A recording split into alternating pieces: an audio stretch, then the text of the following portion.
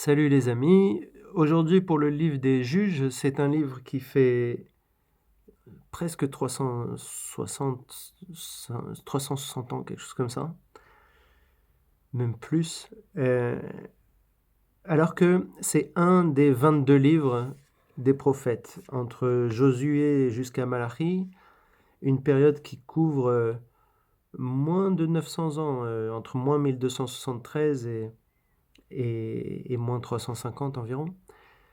Donc, on s'attendrait à ce qu'il y ait environ 50 ans par livre. Et là, ce livre-là, Les Juges, il fait plus de 360 ans. Donc, imaginez l'importance de ce livre en temps. Après, il s'agit de générations, disons, des Juifs qui n'étaient pas bien éduqués, on va dire, qui n'étaient pas savants en Torah. Alors, on commence avec Yehuda et Simon, les deux tribus qui font leur boulot. Elles chassent les Cananéens et les Périzites de leur terre. Caleb, il offre sa fille à Arsa. Sa fille Arsa, il offre à Othniel ben Kenaz son frère utérin. Ils ont la même mère. Est-ce que c'est une faute ou pas? Dans la Parashat Kedoshim, on montre que un frère et une sœur, demi-frère, demi-sœur, père, fils, enfin père, fille, mère, fille, mère, fils, tante, neveu, tout ça c'est complètement interdit. Mais il n'y a rien sur oncle et nièce. Comme il n'y a rien sur oncle et nièce, on ne peut pas dire que c'est interdit. Donc, une fois qu'elle est avec Othniel ben Kenaz, elle se plaint à son père Caleb en disant que la terre qu'elle a héritée avec Othniel, il n'y a pas d'eau, donc elle demande et obtient des sources d'eau de la part de Caleb. Jéricho est peuplé par les descendants de Kéni, qui est un des noms de Yitro. Yitro, c'est le beau-père de Moïse. Donc on va voir, il y en a plusieurs des noms de Yitro dans ce livre. Donc là, c'est Kéni. Yosef marche sur Beth-El, qui est anciennement appelé Luz. L'entrée de Bethel était difficile à trouver. C'est un habitant de Bethel qui les a aidés à rentrer. Et ensuite, il est parti vivre loin au Liban et il a créé sa propre ville qui s'appelle Luz. Benjamin, et c'est là que ça commence à tourner mal. Benjamin, il ne dépossède pas les Philistins de Yévous. On l'avait vu d'ailleurs dans Josué. Les Yévousites, c'est dans un quartier de Jérusalem. Donc lui, il ne les dépossède pas. Il les laisse au milieu d'eux. Et même chose pour Manassé, Éphraïm, Zvouloun, Asher et Naphtali, qui n'expulsent pas le Kénanite de leur ville. Les Émorites, ils refoulent Dan. Dan n'arrive pas à se débarrasser des Émorites. Par contre, Yosef, il les domine. Donc on a vu ici, il n'y a que 3 tribus qui, entre guillemets, font le job. C'est Yehuda, Shimon et Yosef. Et bien sûr, les Lévis, on ne peut pas dire quoi que ce soit sur eux, ils n'ont pas de territoire. Donc il faut se rappeler que dans Bamidbar, dans la Torah, le 4e livre de la Torah, chapitre 33, versets 50 à 56, Dieu avertit qu'il faut chasser tous les étrangers de la terre d'Israël. Il ne faut pas en laisser un. Et si on en laisse un, ils seront un piège pour les Juifs. Et c'est là que ça va être bien illustré. Donc, un envoyé de Dieu, d'après Rashi, c'est Pinchas. On se rappelle que Pinchas était le fils de Aaron qui a pris une lance et qui l'a envoyé à Zimri et sa concubine qui était midianite pour tuer le mal. Pinchas, apparemment, il avertit qu'il fallait chasser le Cananéen et qu'ils ne l'ont pas fait. Et il fallait détruire leurs autels, il fallait détruire leurs idoles. Et vous ne l'avez pas fait, vous, Israël, donc vous allez être punis. Et d'abord, Israël va adorer les idoles et ensuite, ils vont être livrés au pillard. Dieu, il va susciter les juges tout au long du livre, qui vont être écoutés de leur vivant, et dès qu'ils vont mourir, Israël va retomber encore plus bas que ce qu'ils ont jamais tombé. Donc, Dieu décide de garder les Cananéens en Israël pour punir Israël lorsqu'il se comporte mal. Donc, on va voir dans les derniers chapitres à quel point Israël se comporte mal, mais d'abord on va parler très longuement de la succession des juges et des dirigeants que Israël va avoir. Donc, Israël se mélange au peuple et adopte leur culte, ce qui entraîne la punition de Kushan Rishataim, le roi d'Aram Naharaim. Il soumet Israël à un tribut de 8 ans. Pendant 8 ans, il est sous un tribut. Israël fait des prières et ensuite se fait sauver par Othniel, le même qui est le frère utérin de Caleb et qui était un très bon guerrier puisqu'il avait pris une ville importante. Donc il sauve Israël et il y a une paix pendant 40 ans.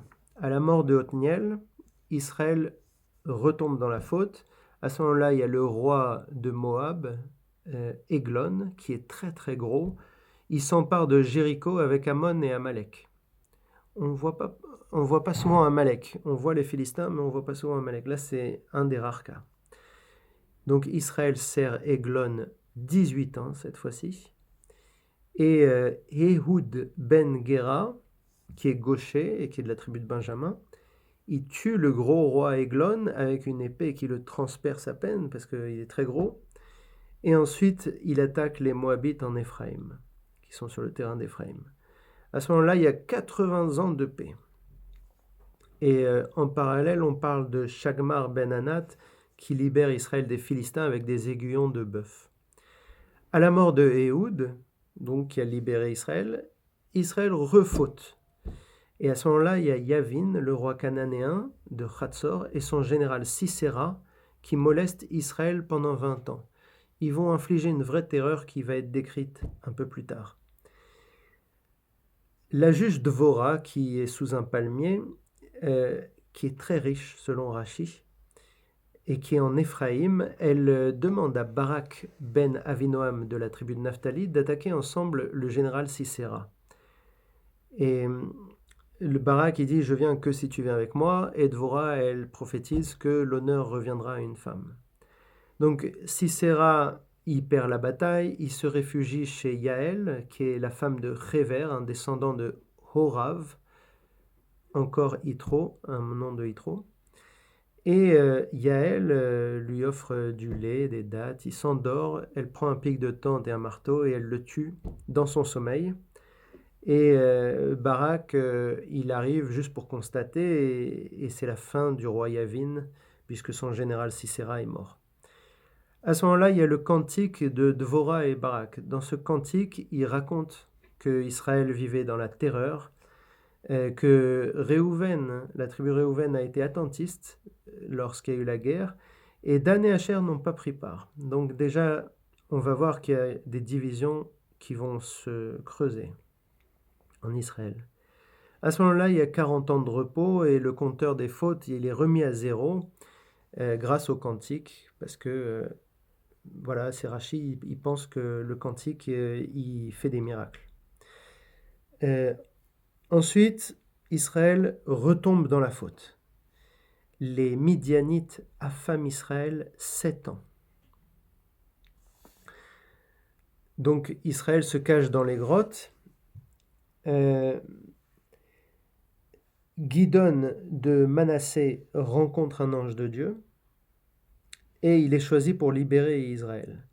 Il détruit une idole qui était en Israël et donc on l'appelle Yerubal, destructeur d'idoles, iconoclaste comme on dit en français. C'est à ce moment-là quelque chose qui mécontente les Israéliens. Quand on dit destructeur d'idoles, c'est pas quelque chose qui est vu de manière bonne, ce qui est une faute aussi.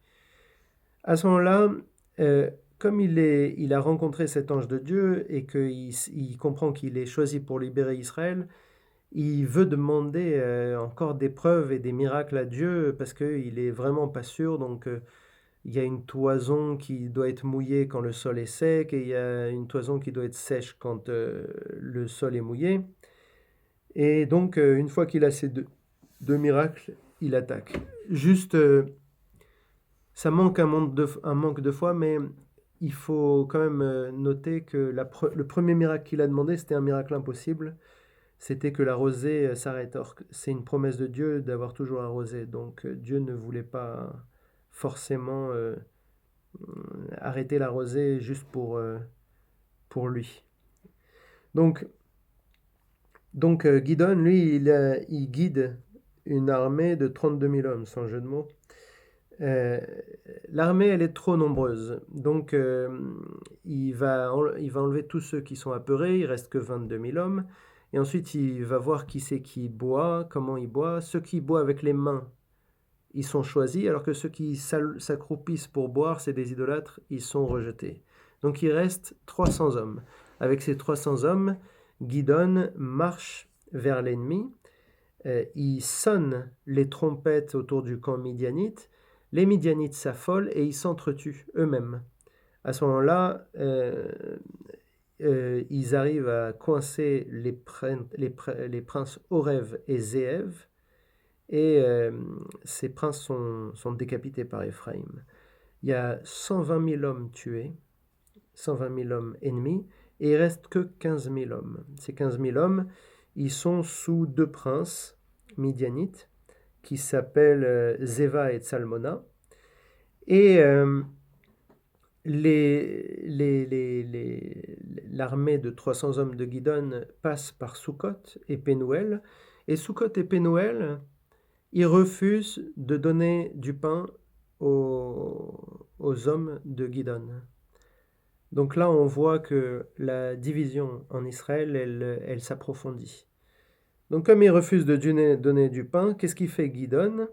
Il punit Sukkot en les fouettant avec des ronces et des épines, et Pénuel est complètement exterminé. Donc pendant ce temps-là, pendant qu'il fait ça, alors que c'est une faute d'avoir fait ça bien sûr, mais pendant qu'il fait ça, les Midianites, ils ont réussi à tuer tous les frères de Gidon. Donc Gidon arrive, il est défait, il réussit à coincer Zéva et Tsalmona, il demande à son fils de tuer les deux princes, mais son fils il est trop jeune, il n'ose pas, donc Gidon le fait. Il y a 1700 cycles d'or qui sont récupérés, des boucles d'oreilles des ennemis. Donc ils avaient des boucles d'oreilles, les Médianites, en or. Ils ont pris tous les boucles d'oreilles des ennemis et ils en ont fait un éphod. Alors un éphod, normalement, c'est l'habit du prêtre, l'habit du Kohen, mais on dirait que là, c'est une idole. Je ne suis pas sûr de ce que c'est exactement. Mais cet éphod, en tout cas, qu'ils font, c'est que Gidon fait, ça va être plus tard un culte impur et donc ça va être un piège pour Gidon. Après ça, il y a 40 ans de paix. Il y a Gidon qui meurt. Il faut savoir que Gidon, il avait 70 fils.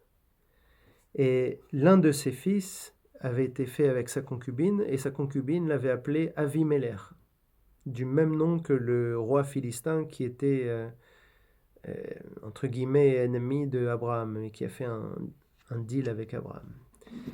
C'est quand même assez fou à ce moment-là, on peut se dire qu'un juif appelle son fils Avimelech. Ça montre, ou peut-être que sa concubine était philistine, mais ça montre qu'en tout cas, les juifs sont tombés bien bas parce que on est censé connaître la Torah et quand on connaît la Torah, on n'appelle pas son fils Avimelech. Donc, à ce moment-là, Israël revient au culte et il manque de bienveillance envers la famille de Gidon. Et ce qui se passe, c'est que les bourgeois, ils s'entendent avec ce Avimelech pour que Avimelech règne sur Israël. Et sur Shechem, pour être plus précis. En fait, à chaque fois qu'on dit que quelqu'un règne sur Israël, On se demande s'il règne sur tout Israël ou s'il règne sur juste une partie d'Israël ou une ville. En tout cas, bon, là, c'est Hachem, les bourgeois qui s'entendent avec Avimelech. Et Avimelech, qu'est-ce qu'il fait?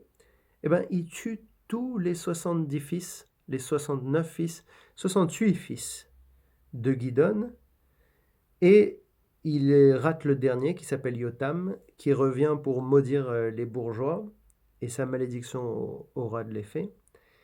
Donc Yotam, il s'enfuit ensuite, et à ce moment-là, Avimelech, il va régner 3 ans, et il y a un non-juif qui s'appelle Gal ben Eved qui commence à s'arranger avec les bourgeois de Shechem pour comploter contre Avimelech, et il attaque Avimelech. Les bourgeois se rallient à lui, mais Avimelech gagne, et il tue tous les paysans, il brûle un donjon où se sont réfugiés les bourgeois, mais il y a une femme bourgeoise qui a pris une pierre, qui l'envoie sur la tête de Avimelech, et à ce moment-là, il est au sol en sang, et il demande à un de ses compagnons de le tuer parce qu'il ne veut pas qu'on dise qu'une femme l'a tué.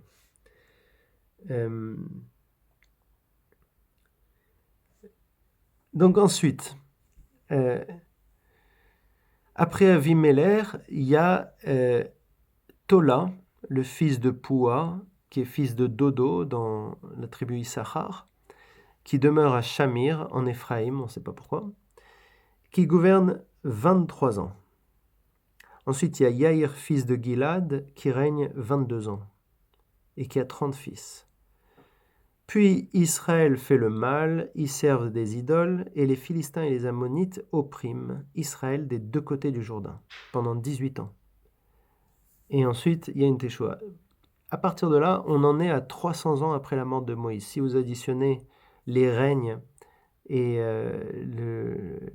la vie de Josué, qui était 28 ans, enfin 28 ans de règne de Josué, et bien à ce moment-là, on arrive à 300 ans après la mort de Moïse. À ce moment-là, il y a Ifta, qu'on appelle Jephthé en français, de Gilad, qui est un fils de prostituée. Il est exclu par son père, et il vit à Tov, et il fait souvent des incursions avec des gens de rien, c'est-à-dire c'est un voyou qui fait des razzias. Les anciens lui proposent le trône seulement s'il arrive à chasser les Ammonites. Vous vous rappelez, les Philistins et les Ammonites, ils sont en train d'opprimer Israël des deux côtés du Jourdain. Donc il faut un contrat à Mitzpah. Il y a une discussion qui s'engage entre Ifta et le roi ammonite, qui est intéressante, qui est un peu, pas tellement longue, mais une discussion qui finit par le silence du roi ammonite. Il arrête de répondre. À ce moment-là, Ifta, avant d'attaquer, il promet en holocauste la première personne qui sortira de sa maison à sa rencontre. Je ne sais pas qu'est-ce qu'il espérait à ce moment-là. Peut-être il espérait que ce soit sa femme pour qu'il tue sa femme et qu'il ait d'autres femmes. En tout cas, bon, il promet ça pour pouvoir avoir une victoire. C'est quelque chose, ça va être un drame, je vous dis après pourquoi. Donc il a une victoire considérable, il n'y a pas de souci, mais il a fait cette promesse, et qui c'est qui sort de sa maison à sa rencontre? C'est sa fille. Et à ce moment-là, bon, il n'a vraiment pas envie de donner sa fille en holocauste, mais c'est une promesse, il doit le faire. Sinon, sa victoire considérable n'est pas payée, entre guillemets. Alors on sait que chez les Juifs, c'est complètement interdit de faire un sacrifice d'enfant. D'ailleurs, de faire un sacrifice humain, c'est complètement interdit. Donc quand on offre en holocauste un être humain, c'est que vraiment on ne connaît pas la Torah. Donc ce mec-là, bon, on s'imagine bien, c'est un fils de prostituée, il est exclu par son père, il vit avec des voyous, il fait que des crimes, il vit de crimes. Donc on s'imagine qu'il ne connaît pas vraiment la Torah. Et donc, effectivement, il a fait cette promesse, bon, il la tient, et donc la fille, elle dit, bon, laisse-moi pleurer 2 mois ma virginité dans les montagnes, et elle pleure 2 mois sa virginité dans les montagnes. Je ne sais pas très bien qu'est-ce que ça veut dire, mais après, à partir de là, il y a une loi pour les jeunes filles de pleurer la virginité de la fille de Iftar dans les montagnes.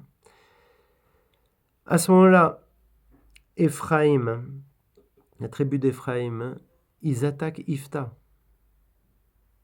On ne sait pas pourquoi, mais ils attaquent Ifta, peut-être parce que c'est un voyou ou quoi, mais en tout cas, ils perdent, et ils perdent 42 000 hommes. Pourquoi Ifta, il a le droit de régner comme ça, je ne sais pas. En tout cas, il règne 6 ans, et ensuite il meurt. Il y a Iftsan de Bethléem qui gouverne 7 ans, d'après Rachis et Boaz, de l'histoire de Ruth. C'est intéressant parce qu'il a 30 fils et 30 filles, tous mariés à des non-juifs. Ensuite, il y a Elon de Zvouloun qui gouverne 10 ans et puis meurt. Ensuite, Avidon ben Hillel de Piraton, 40 fils et 30 petits-fils. C'est bizarre, 40 fils et 30 petits-fils, mais il gouverne 8 ans. Et puis finalement, Israël retombe dans la faute et les Philistins règnent 40 ans. Alors à ce moment-là, il y a la femme de Manoach en Dan qui est stérile. Mais il y a un ange de Dieu qui va la visiter, qui lui explique que elle va faire naître un enfant qu'il va falloir qu'il soit nazir et qu'elle-même d'ailleurs il faut qu'elle arrête de boire de l'alcool parce que nazir, vous savez, c'est que quelqu'un qui se coupe jamais les cheveux, comme moi, et qui ne boit pas du tout de vin, pas comme moi.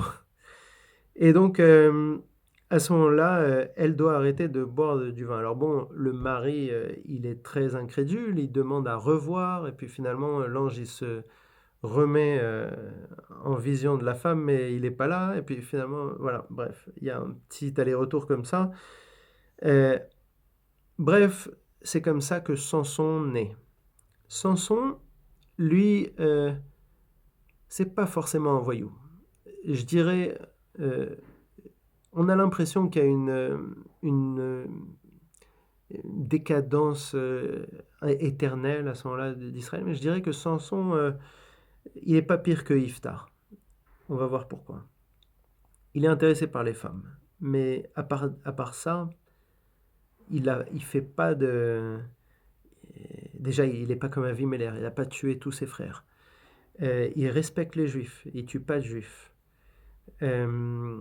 Il va pas, comme Ifta, promettre en holocauste, enfin dire des promesses débiles. Par contre, il est naïf, très naïf, et il est fleur bleue, il est trop attiré par les femmes. Donc d'abord, il tombe amoureux d'une Philistine. Et avec ses parents, il va lui demander sa main, et sur le chemin, il se sépare de ses parents pour aller tuer un lion. Ensuite, il demande sa main. Il y a une fête qui est organisée. Un peu plus tard, avec 30 compagnons, il se sépare de ses 30 compagnons. Il va voir le cadavre du lion. Et dans le cadavre du lion, il trouve du miel.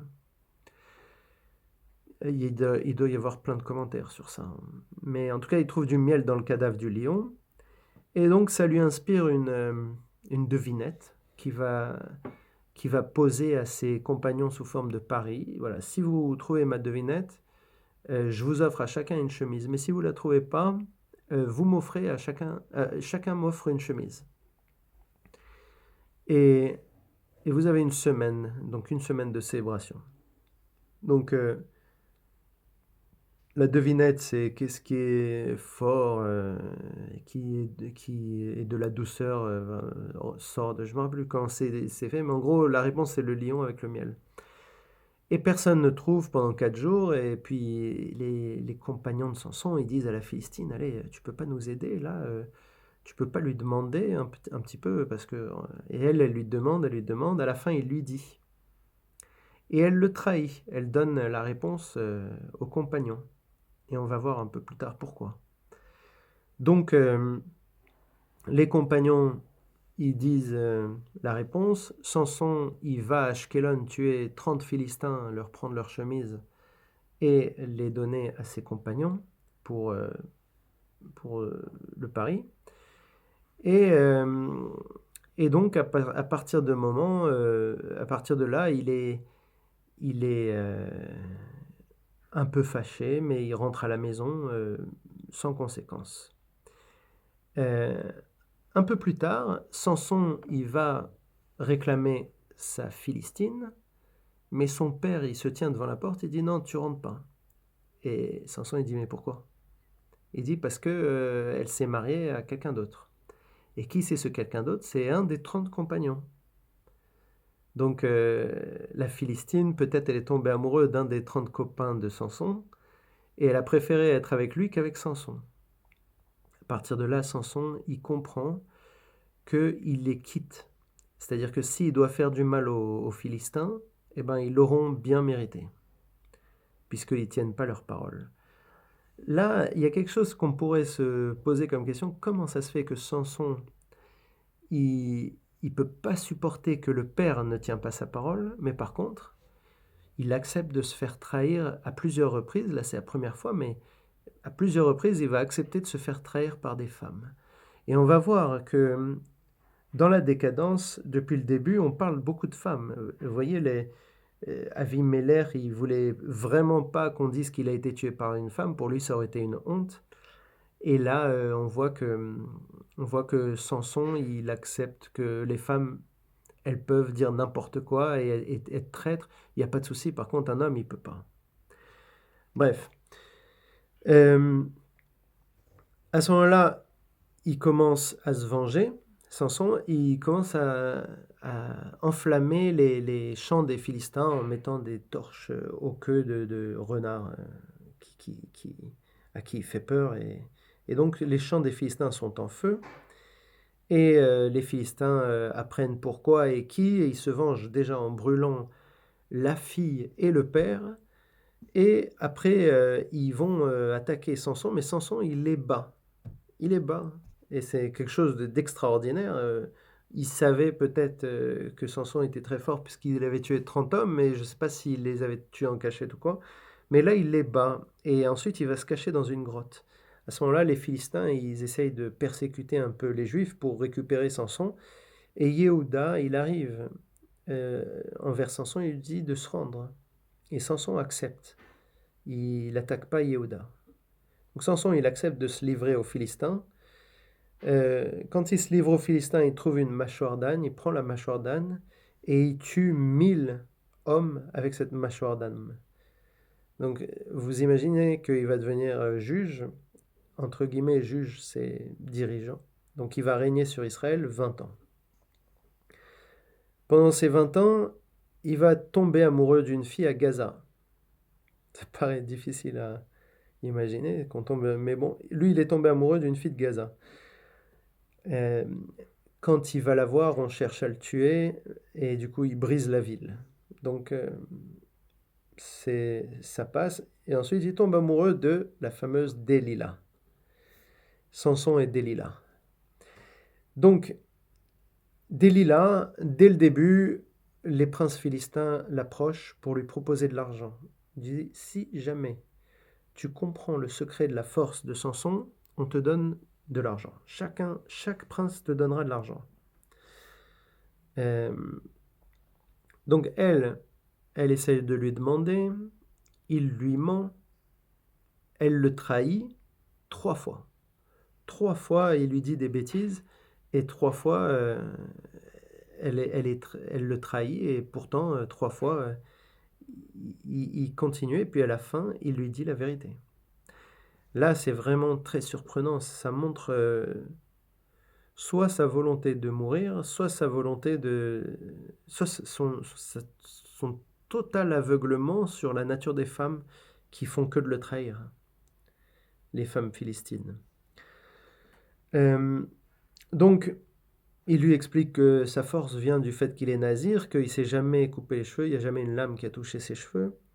Et donc, qu'est-ce qu'elle fait? Elle lui coupe les cheveux pendant qu'il dort. Et quand il se réveille, les Philistins arrivent, ils ont un fer chaud, ils lui crèvent les yeux, ils le mettent en travail forcé, et après quelque temps, ils font leur culte de Dagan, c'est un culte philistin. Je crois que c'est un culte des cultures, il faut regarder sur Wikipédia. Mais grosso modo, c'est un culte philistin. Et ils font une grande fête dans une grande arène. Et ils demandent à Samson de venir pour les divertir. Et ils se moquent de lui, ils se moquent de lui. Et à ce moment-là, Samson, il invoque Dieu, il se met entre les 2 piliers. Il y a quelqu'un qui le mène entre 2 piliers de l'arène. Lui, il ne peut pas le voir, mais il les touche. Et à ce moment-là, il invoque Dieu de lui donner la force encore, juste pour pouvoir se venger de ses 2 yeux. Et c'est ce qui se passe. Il fait tomber les 2 piliers et tue plus de Philistins qu'il n'en a jamais tué de toute sa vie. C'est-à-dire plus de 1030, n'est-ce pas? Si j'ai bien suivi. Je crois. Bref. Euh, à ce moment-là,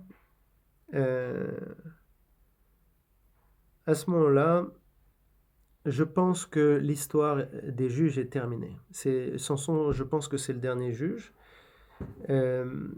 Mais il y a, disons, 5 chapitres maintenant qui vont parler de choses qui se sont passées au début. Mais c'est des histoires parallèles. Donc il y a les juges, les guerres, les persécutions, et il y a les histoires parallèles.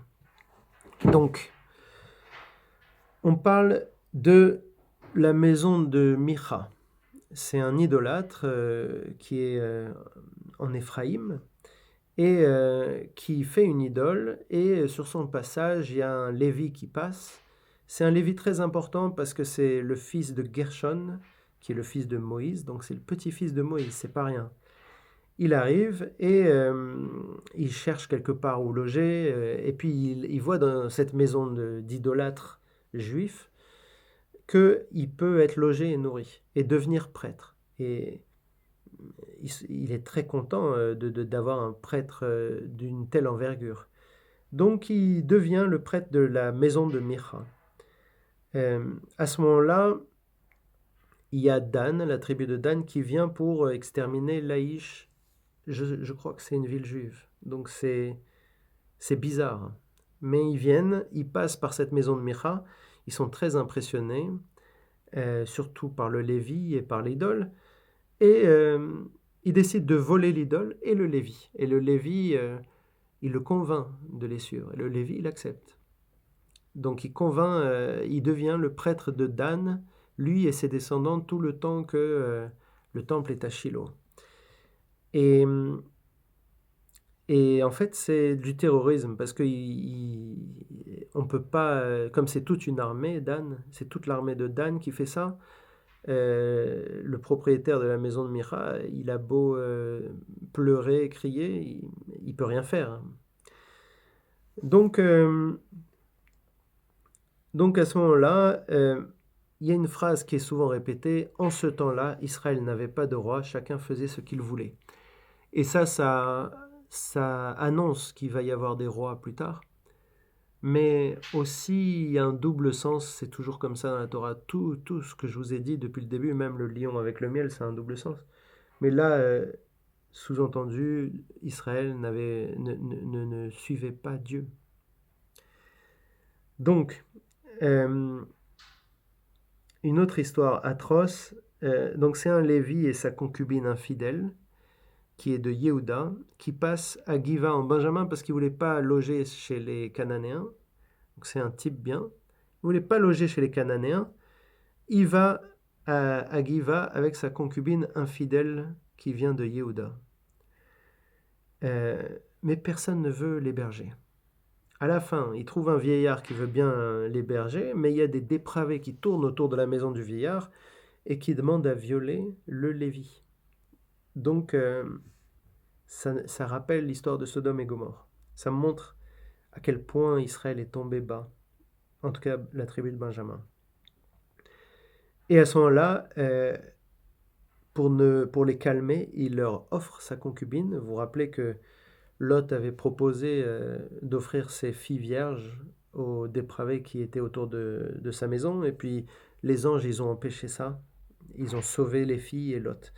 Mais là, cette fois-ci, il n'y a personne pour sauver, donc il offre sa concubine infidèle aux dépravés, et elle se fait brutalement abuser, elle meurt au matin.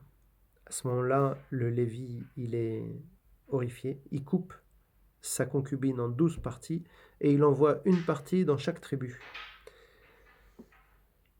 Tout le monde a cette histoire en horreur, et du coup tout Israël se lève d'un homme et ils vont chez Benjamin pour faire disparaître le mal autour d'eux, disparaître le mal chez eux. Donc, à ce moment-là, on s'attend à ce que Benjamin livre les coupables, mais au contraire, Benjamin, il protège les coupables. Et c'est fou parce que Israël, c'est 400 000 hommes maniant l'épée, alors que Benjamin, c'est seulement 26 000 hommes qui manient l'épée. Par contre, ils ont 700 personnes de Giva, la ville où ça s'est passé, 700 gauchers qui sont frondeurs et qui ratent pas une cible, même un cheveu. Et la fronde, c'est l'équivalent d'un flingue, c'est-à-dire c'est des tireurs d'élite, on peut dire. Donc le premier jour, Israël perd la guerre, 22 000 hommes. Le deuxième jour, Israël perd 18 000 hommes. Le troisième jour, Israël perd que 30 hommes, cette fois-ci c'est eux qui gagnent. Et Benjamin, il perd 25 100 hommes. Donc il y avait 26 000 hommes, il reste que 900 hommes à l'épée. Et les 700 gauchers. Mais après, Israël, il commence à brûler tout le bétail et la population, et ils jurent de jamais donner leur fille à Benjamin. Mais ils ne veulent pas que cette tribu disparaisse. Donc qu'est-ce qui se passe? Ils vont exterminer la ville de Yavesh, en Gilad, parce qu'ils n'avaient pas participé. Ils auraient dû participer avec Israël à enlever le mal, à faire disparaître le mal en Israël, mais ils ne l'ont pas fait. Donc ils sont exterminés et 400 vierges de Yavesh sont offertes à Benjamin. Il reste des hommes benjamins qui n'ont pas de femmes, puisque on a vu, il y en a au moins 900 hommes, je ne me rappelle plus ce que j'avais dit, et plus les 700, donc il y a beaucoup d'hommes célibataires. Donc qu'est-ce qu'ils font? Israël conseille aux Benjamins de kidnapper les filles de Shiloh. Donc voilà, on finit sur cette histoire atroce et ce conseil atroce d'Israël, et on se rend compte que la division d'Israël est très forte, sauf, voilà, ici, on a l'impression qu'il y a une union sur le mal, mais voilà, Benjamin est un peu exclu, et voilà, Yavesh est exterminé, les filles de Shiloh, elles n'ont rien demandé non plus, donc voilà, c'est des histoires un peu atroces. Je pense que on est tous d'accord, il n'y a aucun commentateur qui dirait le contraire. Les juges, la période des juges, c'est la période la plus mauvaise de l'histoire juive. Donc là, ce qu'on a décrit, c'est le point bas. À partir de là, il va y avoir des hauts et des bas, mais je pense pas qu'il y aura aussi bas que ça. Donc voilà, c'est un livre un peu dur, il y a beaucoup de choses, ça couvre plus de 300 ans. C'est impossible de se rappeler tous les détails, mais voilà, c'est la partie qu'on est obligé de dire parce que ça s'est passé, mais il n'y a pas grand-chose à apprendre de ce livre. Enfin, il y a des choses à apprendre, mais en tout cas pas du comportement des gens qui sont ici. Voilà, au revoir.